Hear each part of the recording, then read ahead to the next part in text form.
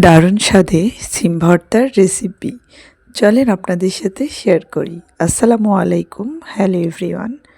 আমি মেহেরপুর জেলা থেকে রাদিয়া রাম্মু। আপনারা কি কোথায় থেকে ভিডিওটি দেখছেন অবশ্যই কমেন্ট করবেন।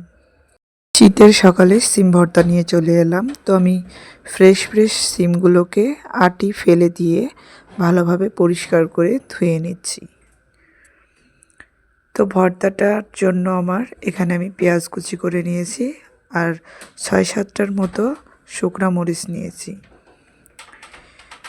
তো আমি শুকনা মরিচটা সুন্দর করে ভেজে নিব। তো তার আগে আমি সিমটা আগে সিদ্ধ করে নিব। কড়াইতে অল্প পরিমাণ পানি দিব আর কেটে পরিষ্কার করে রাখা সিমগুলো দিয়ে দিলাম। তো এখন আমি নেড়েচেড়ে আর কোনো কিছু দিব না, জাস্ট এটাকে সিদ্ধ করে নিব। তো তার জন্য আমি ঢাকনা দিয়ে ঢেকে দিচ্ছি। ৬-৭ মিনিট পরে আমার সিমটা সিদ্ধ হয়ে গেছে সুন্দর। তো আমি শুকনো মরিচটা একটু টেলে নিয়েছিলাম আর সিমগুলো আমার খুব সুন্দরভাবে সিদ্ধ হয়ে গেছে। তো যাই হোক, আমি একটু লবণ দিয়ে শুকনো মরিচটাকে ভালোভাবে চটকিয়ে নিব। তো সুন্দরভাবে চটকিয়ে নেওয়া হয়ে গেলে এরপরে পেঁয়াজ কুচিগুলো দিয়েও ভালোভাবে মেশ করে নিব। তো ভর্তার জন্য পারফেক্ট হচ্ছে যত সুন্দরভাবে উপকরণগুলো মিক্স করে নেওয়া যাবে তত সুন্দর ভর্তার রেজাল্ট আসবে। তো দেখতেই পাচ্ছেন কত লোভনীয়।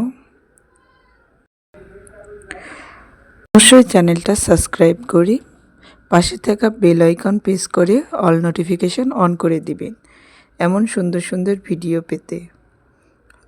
অবশ্যই আমার পাশে থাকবেন। তো যাই হোক, আমি ভর্তাটা সুন্দরভাবে হাত দিয়ে মিক্স করে নিচ্ছি সবগুলো উপকরণ একসাথে। তো আমি ভর্তাটার জন্য সরিষার তেল ইউজ করব। তো আপনারা সবসময় চেষ্টা করবেন খাঁটি সরিষার তেলটা ইউজ করার জন্য। তো ভর্তার ক্ষেত্রে এটা অনেক বেস্ট। তো আমি পরিমাণ মতো সরিষার তেল নিয়ে নিলাম।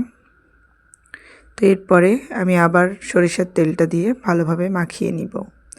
তো মুখে রুচি না থাকলে এই ঠান্ডার সময় দেখা যাচ্ছে অনেকের ঠান্ডা লাগে, জ্বর আসে, অনেক সমস্যা হয়, মুখে রুচি থাকে না। অবশ্যই এই ভর্তাটা একবার হলেও ট্রাই করে দেখবেন, মুখের স্বাদ দ্বিগুণ বাড়িয়ে দিবে।